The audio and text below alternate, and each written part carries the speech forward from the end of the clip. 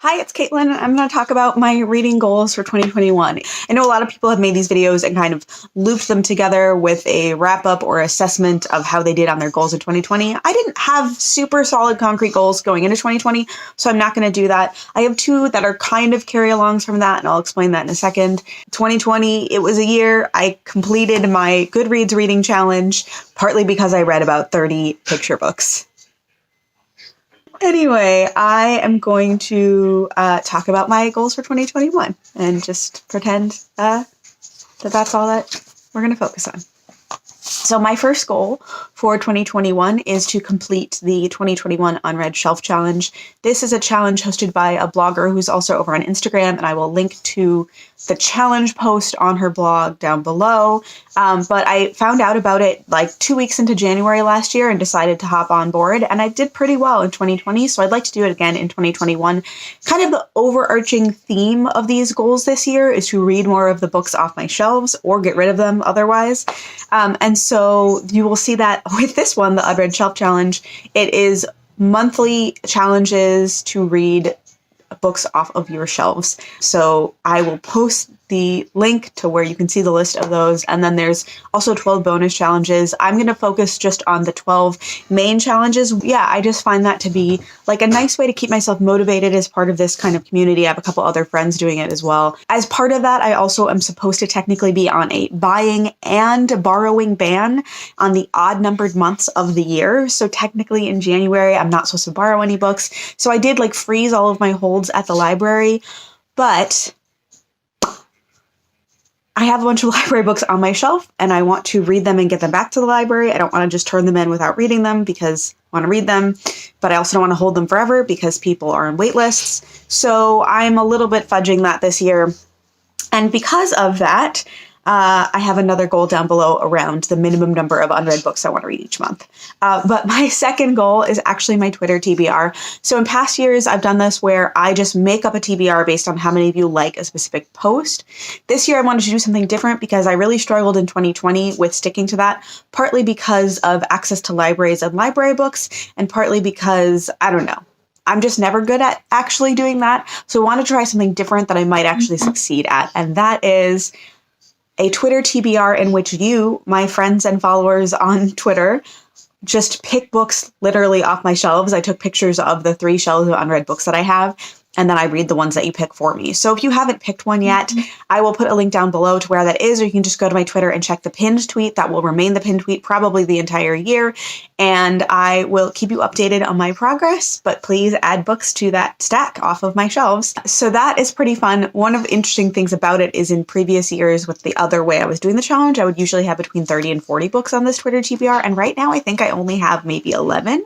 So go ahead and go add one. If you don't have a Twitter account but still want to add one, you can comment down below here on this specific video, or you can send me a message in some other way and I will get you added to that list. Then the third goal is the last one that is like solely focused on reading books off my shelves. And this is this kind of minimum because I'm kind of, but not quite participating in the buying, borrowing ban.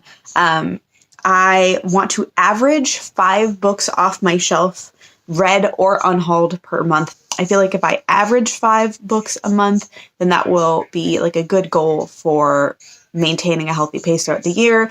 And then, you know, if I end up kind of binging on the months that I'm allowed to check books out from the library, then I can read more in the months that I'm not. So it's a little flexible when it's kind of an average like that. And then the last 2 goals are not focused on the books on my shelves per se. And in fact, the final goal is not really focused on books at all. But the 4th goal is one that is really important to me. And it's one that is the reason this video is a little bit delayed because I had to calculate the numbers. I have been wanting to read more books by authors who are Black, Indigenous, or people of color. So more broadly. So I sat down for 2020 and looked at all of the books. I used a spreadsheet from Allie from Hardback Hoarder. I added a column for race and I typed in all of the books that I read in 2020. And if I look at just the authors that I know for sure were white, 61% of the books that I read last year had white authors. If I look at all the unknowns and just assume that they are white, then it's up to 67.5% of the books I read last year were by white authors. And that excludes books with multiple authors where one or more author is non-white. And so I felt like, wow, that's like,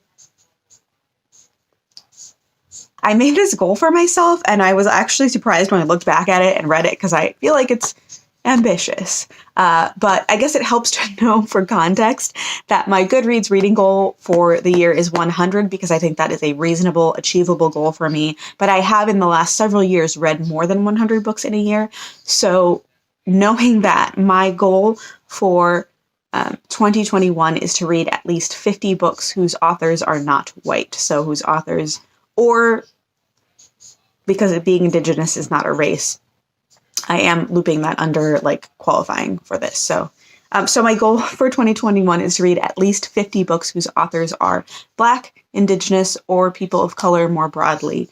As part of this, I mentioned in my January TBR, I subscribed to a book subscription from a independent bookstore in Michigan, where they will send me each month of the year one book that is by not a white man. Some of these might end up being by white women, so if that comes true, then I will have to read a different book to kind of fulfill this. But I wanted to have a minimum baseline of like books that I'm owning, that I'm getting, and that I'm getting from someone who's recommending them to me, not necessarily picking them off the shelf myself. But I will also have to pay really a lot of attention to the books I'm getting from the library and making sure that I have plenty to choose from that don't have white authors, because I think a lot of the books that are wrapped on my shelves that I bought before the last 6 months of 2020, I wasn't necessarily paying attention to the identity of the author. I was kind of basing those purchases more on what I got a good deal on, what I'd heard about on book blogs in like 2011, what was at my library book sale, like various things that were not necessarily this aspect of reading that has become more important to me over the years. So I am anticipating that my shelves are very white right now, which is one of the reasons I kind of want to get through those books and then kind of curate shelves that reflect more of my reading tastes today. But I also want to read those books down. So I'm going to be making a concerted effort to get books from my library and then to choose those books to put on my TBR. So if you're going back and looking at my January TBR video, you might be counting and you might realize I'm not meeting the ratio I need to be reading. I have 10 books on that TBR, I believe, maybe 11, and less than 5 of them are by authors of color. And so I really need to, but I'm like staring at a stack of books right now, and the 2 that I considered putting that in that TBR and ultimately did not are both by authors of color. So I really need to think not just about what are the books that I'm acquiring or borrowing, but then what are the books that I'm putting on my TBR. So that's a big goal for me this year.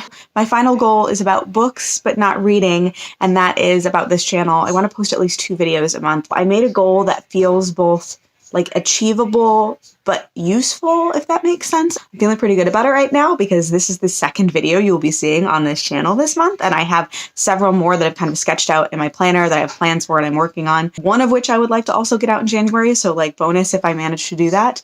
But I just really feel like I've been telling myself for years that I want to post more, but I haven't made concrete plans and taken actions to make those plans come to fruition. So now I am. I'm making a concrete plan of 2 videos a month. Even if that ends up just being a TBR and a wrap-up video, that's fine.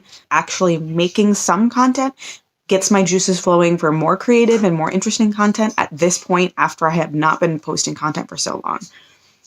So those are my 5 goals for the year, plus my Goodreads goal of 100 books. I actually, when I was sketching out what I was thinking about as terms of goals, had many more than 5 goals, and some of those I might still try to hit in some way. But I realized that like part of my issue in previous years is not really having focus and having too many things I want to do and just not really achieving. I also have some like secret goals around content on this channel, but I don't want to speak them aloud because then I'm afraid they won't happen. But I wanted to make sure I had just 5 goals that were clear and simple and that I could focus on, because maybe then I can actually achieve those 5 goals, right?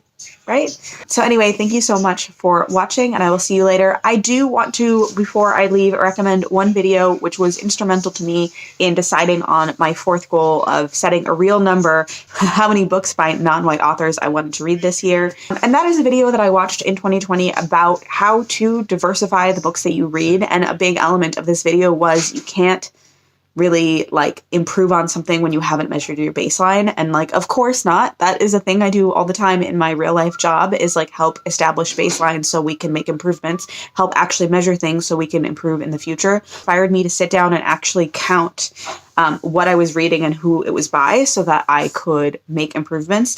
So that video I want to link down below. And then I also want to link you to Hallie from Hardback Orders video from about a year ago, where she posted about her reading spreadsheets. I know there's a bunch of reading spreadsheets out there. Everyone has their favorites. Feel free to link down below what your favorites are and who made them.